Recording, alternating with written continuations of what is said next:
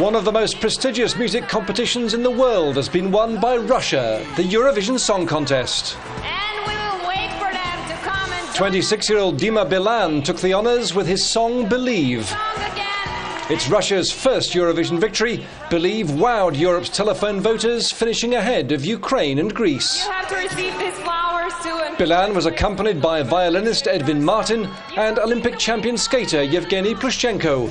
A winning combination.